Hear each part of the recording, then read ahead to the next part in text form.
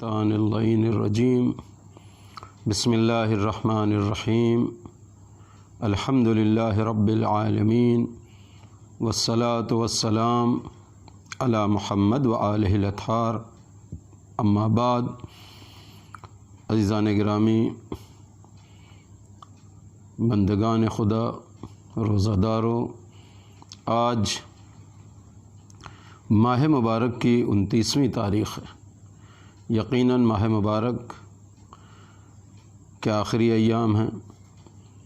ماہ مبارک رخصت ہو رہا ہے اور یہ دن طاعت و عبادت کے تھے، لیکن شرط یہ ہے عزیزو کہ جو ہم نے اس ماہ مبارک میں طاعت و عبادت کی ہے اس کا اثر کم سے کم سال بھر تک باقی رہے، اور خداوند عالم سال آئندہ ہمیں پھر اسی طرح توفیق عنایت فرمائے کہ ہم اس کی طاعت و عبادت کر سکیں۔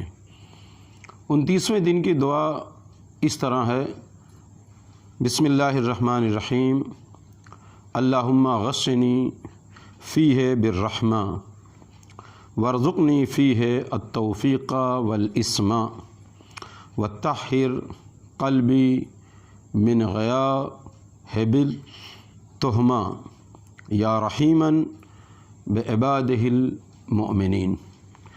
عزیزو، پہلا جملہ ہے اللہم غشنی فیہ بالرحمہ، اے معبود اس ماہ مبارک میں تو مجھے رحمت سے ڈھک دے۔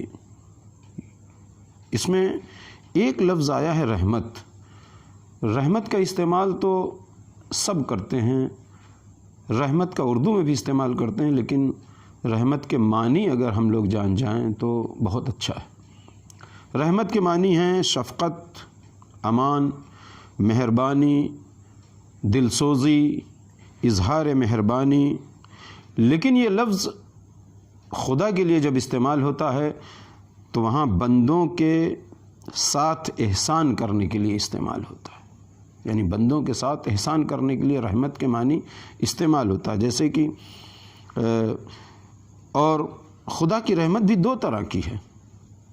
خدا کی رحمت دو طرح کی ہے، ایک رحمت خاص ہے، ایک رحمت عام ہے۔ جیسا کہ آپ بسم اللہ میں پڑھتے ہیں، بسم اللہ الرحمن الرحیم، شروع کرتا ہوں اللہ کے نام سے جو رحمان ہے اور رحیم ہے۔ دونوں کا تعلق رحمت سے ہے، لیکن ایک رحمت خاص ہے، ایک رحمت عام ہے۔ لیکن ہم پہلے یہ جان لیں کہ رحمت عام کیا ہے۔ کہتے ہیں رحمت عام یہ ہے کہ اگر ہوا چلے گی تو اس ہوا سے کافر اور مومن، فاسق و فاجر سب استفادہ کریں گے۔ آکسیجن جو اس میں ہوگا اس ہوا میں، اس سے سب سانس لیں گے۔ خدا کی ہر مخلوق، چاہے مومن ہو، چاہے فاسق ہو، چاہے فاجر ہو، چاہے کافر ہو۔ اسی طریقے سے جب بارش کے قطرے گریں گے تو موسیٰ کی جھوپڑی پر بھی گریں گے اور فرعون کے محل پر بھی گریں گے، اور اسی طریقے سے چاند میں جب روشنی ہوگی تو چاند کی روشنی جناب ابراہیم کے گھر بھی پہنچے گی اور نمرود کے گھر بھی جائے گی۔ اسی طریقے سے عزیزان گرامی، ہم یہ کہتے ہیں کہ جب بھی سورج نکلے گا تو سورج کی تپش سے مومن بھی استفادہ کرے گا، کافر بھی استفادہ کرے گا۔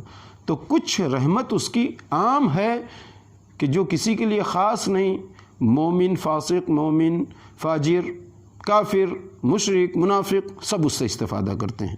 لیکن کچھ رحمت خاص ہے جو صرف مومنین کے لیے ہے۔ وہ کون سی رحمت خاص ہے؟ کہتے ہیں کہ اگر وہ رحمت کسی کے شامل حال ہو جائے تو انسان سعادت مند بن جاتا ہے، اسے خدا کی قربت حاصل ہو جاتی ہے، عمل صالح کی طرف بڑی تیزی سے رغبت کرتا ہے، اور جس کی جزا اسے روز قیامت دکھائی پڑے گی۔ اور یقینی طور پر یہ رحمت اگر کسی کا شامل حال ہو جاتی ہے تو سعادت مند بن جاتا ہے، گناہوں سے دوری اختیار کر لیتا ہے اور خداوند عالم کا مقرب بندہ بن جاتا ہے۔ جیسا کہ حدیث قدسی بھی ہے، من تقرب الی شبرا اتقرب الیہ ذراعا، جو میری طرف ایک بالشت بڑھتا ہے ہم اس کی طرف ایک ذراع بڑھتے ہیں۔ اور لیکن رحمت کبھی کبھی سلب بھی ہو جاتی ہے، کب رحمت سلب ہوتی ہے، یعنی کب اپنی رحمت کو خدا دور کر دیتا ہے لوگوں سے، اس کے بارے میں معصومین کے اقوال ہیں۔ پہلا قول میں نقل کر رہا ہوں، من لا یرحم لا یرحم، جو رحم کرتا نہیں اس پر رحم کیا نہیں جاتا۔ لہٰذا سب کو چاہیے کہ ایک دوسرے پر، مخلوق خدا پر رحم کرے۔ دوسری حدیث، من لا یرحم الناس لا یرحمہ اللہ، کہتے ہیں کہ جو لوگوں پر رحم نہیں کرتا اللہ اس پر رحم نہیں کرتا۔ تو یہ سب وہ چیزیں ہیں کہ جس سے خدا کی رحمت سب کے شامل حال رہتی ہیں، اور اسی رحمت واسعہ اور فراوان رحمت کا تقاضا یہ ہے کہ ایک معصوم سے روایت ملتی ہے کہ حسن بصری نے کہا کہ ہلاکت اور سعادت کا فلسفہ پیش کیا جا رہا تھا، تو معصوم علیہ الصلاۃ والسلام نے فرمایا اگر کسی کی ہلاکت ہو جائے تو اس میں تعجب ہے، کسی کی تباہی و بربادی ہو جائے تو اس میں تعجب ہے، اس میں تعجب نہیں کہ اگر کوئی سعادت مند بن جائے، کوئی نیک بخت بن جائے، کوئی خوش بخت بن جائے۔ اس کی وجہ یہ ہے کہ نیک بخت بننا، سعادت مند بننا، خوش بخت بننا آسان ہے، خدا کی رحمت واسعہ پوری دنیا میں عام ہے، لہٰذا اس سے انسان خوش بخت نیک بخت بن سکتا ہے۔ اگلا جملہ ہے وارزقنی فیہ التوفیق والاسم، اے میرے معبود اس ماہ مبارک میں مجھے تو توفیق دے اور گناہوں سے بچنے کی طاقت، بچنے کی صلاحیت عطا فرما۔ کہتے ہیں کہ توفیق بھی ہمارے ہاں اردو میں بہت استعمال ہوتا ہے، لیکن توفیق کے معنی کیا ہیں؟ اس سے پہلے 2-3 دن پہلے کی گفتگو میں نے کہا تھا توفیق ایک ایسے کمال، ایک ایسی صفت، ایک ایسے ملکے کو کہتے ہیں کہ جس کے ذریعے انسان خدا کی بارگاہ میں پہنچ جاتا ہے، خدا کی بارگاہ میں قربت حاصل کر لیتا ہے، اعمال صالحہ کی طرف بڑی تیزی سے بڑھتا ہے۔ لیکن توفیق کیسے حاصل ہو، اس کے اسباب کیا ہیں؟ کہتے ہیں کہ توفیق حاصل کرنے کے لیے نیک نیت ہو، قلب پاکیزہ ہو، حسن ظن مخلوق خدا سے رکھتا ہو، مخلوق خدا سے بری نیت نہ رکھتا ہو، مخلوق خدا کے بارے میں الٹا سیدھا نہ سوچتا ہو، خدا کی مخلوق کو گری نظر سے نہ دیکھتا ہو، اور اگر اعمال صالحہ کر رہا ہے تو عجب کا شکار نہ ہو۔ عجب کا شکار ہونے کا مطلب ہے کہ خود پسند نہ بن جائے کہ ارے ہمارے تو اتنے اعمال ہیں، ہم اتنے نیک عمل انجام دیتے ہیں۔ ان سب چیزوں سے توفیق کیا ہوتی ہے؟ سلب ہو جاتی ہے۔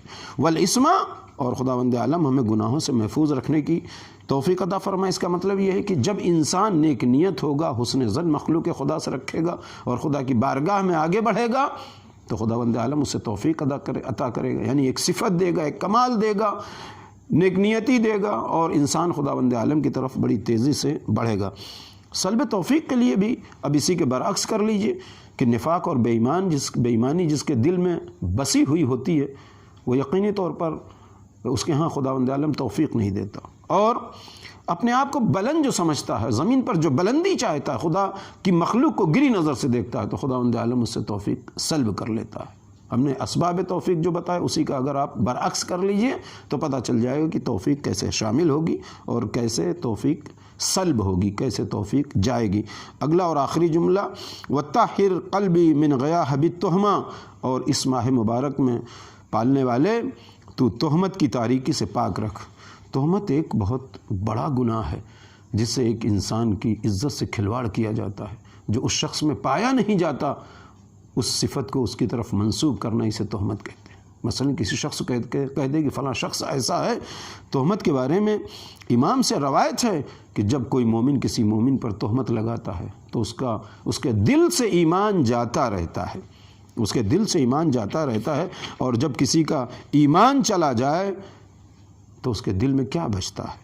اگلا جملہ ہے یا رحیماً بعبادہ المومنین، اے اپنے مومن بندوں پر رحم کرنے والے۔ خداوند عالم سے ہماری یہی دعا ہے کہ خداوند عالم ہمیں اپنے مومن بندوں میں شمار کرے اور ہم پر رحم کرے۔ والسلام علیکم ورحمۃ اللہ وبرکاتہ۔